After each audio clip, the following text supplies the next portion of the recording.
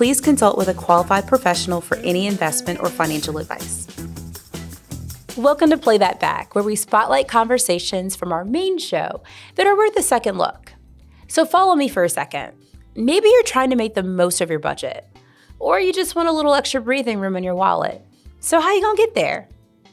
For a lot of us, the first thought that pops up is a side hustle.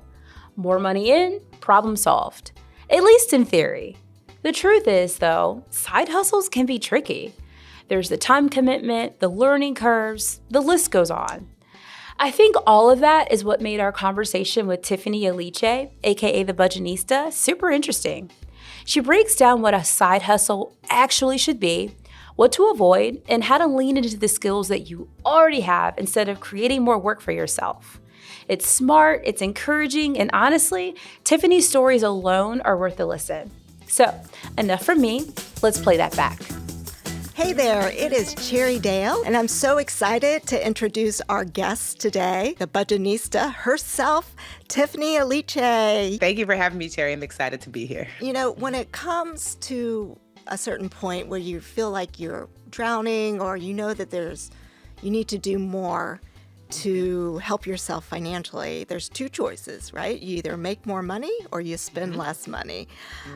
If you're thinking about making more money, side hustles come to many people's mind, especially now because there's so many different things that you can do outside of a 9-to-5 job to make that extra income. From your experience, how would you describe a side hustle, passive income? And as people are exploring that, what are some things that they should be keeping in mind with that income? So a side hustle is not meant to replace your job, right? And it's also not meant to be like a business, right? So just know that like when you're thinking about a side hustle, it is meant to be as light as a lift as possible with the best financial return. You know, it's different. If you're like, oh, Tiffany, I want to start a business, great. That's separate from this. That's different. You know? Yes. This is, I just need to make some extra money. So as a result of that, because sometimes people give small business energy to side hustle and then they're exhausted. I'm like, no. This is not, we're not going to college for side hustles. Right. This is just, something to earn a little bit extra, maybe in a season in your life that you need. Yes. So two things that I like to think about when I was creating side hustles for myself. I said, well, side hustle, rule number one, is it something that I currently have experience in? Because I don't want to learn a new skill. Right. So that's why I used to babysit and tutor, because I'm with babies all day long anyway, no new skill. I could do this with my eyes closed.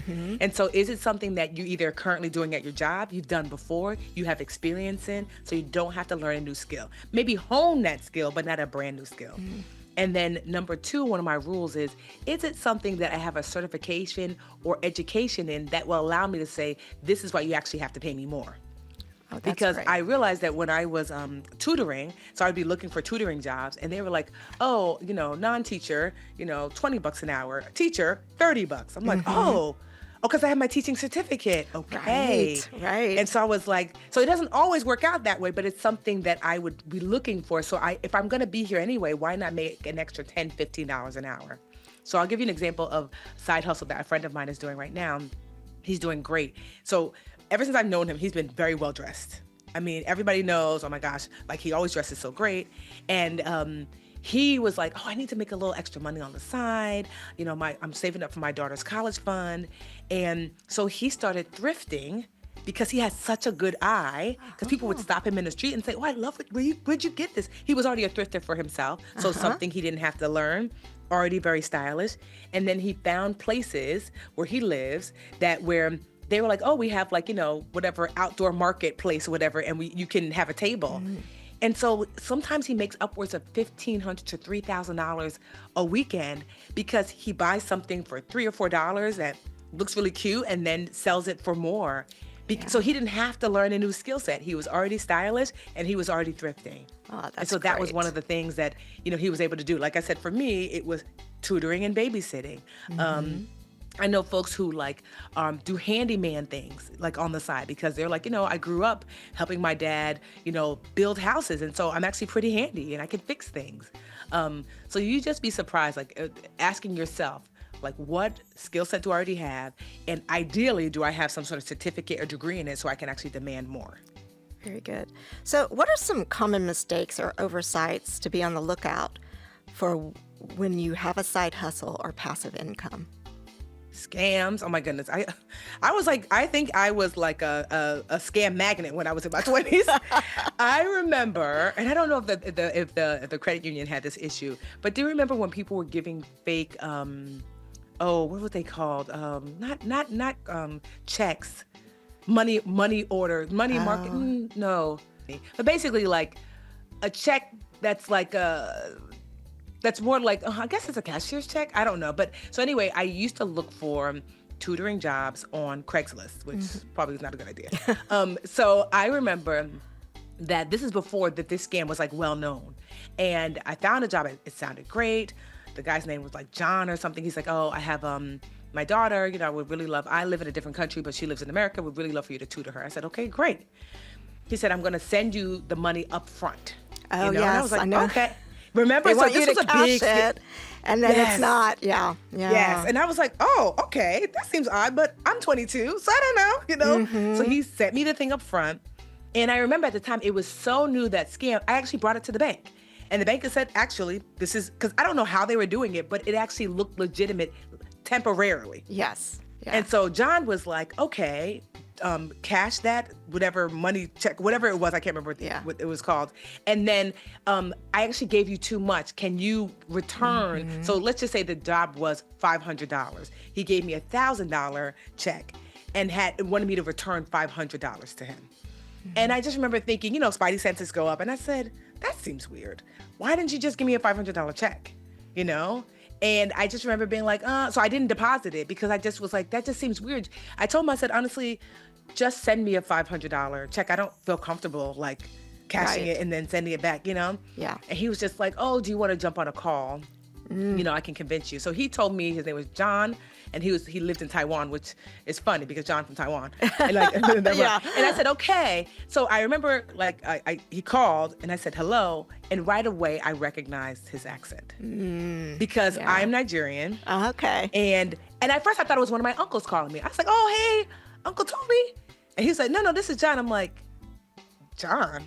And he's like, yeah, John from Taiwan. I was like, literally my head was like, no, this is my Uncle Tony because I know this accent. And I was like, well, are you from Nigeria? And he said, and I think he realized, I said, well, I'm Nigerian and I'm pretty sure you're not. And now I'm not saying you don't live in Taiwan, but that's not what you said. I think he realized then, yeah, like I've been found out, and he hung up quickly. And then, so after that, obviously I realized these kind of like scams were afoot. And then it was like, it took months and months later that I saw a sign then, probably 6 months later at the bank that says, if you have a money order, I think that's what it was. It was a money order. Okay. If you have a money order from someone you don't know, because I guess the bank caught on that people were doing this, to be very careful. And I thought, wow, that's terrible. So that's what I would caution against. That if you're going to be side hustling, one, not to overwork yourself and overwhelm yourself. Two, look out for scams. People paying in ways that seem weird. Yes. So if it doesn't seem like it makes sense, like it probably doesn't. It should be very direct and easy. And also too, like the side hustle shouldn't ideally overwhelm you. There are things like, I know people who rent out their garage, or they live next to maybe like a train station and they rent out their driveway for parking. So it doesn't have to be this big elaborate thing. It could just be easy breezy. Right. Oh, such good advice. Thank you, Tiffany.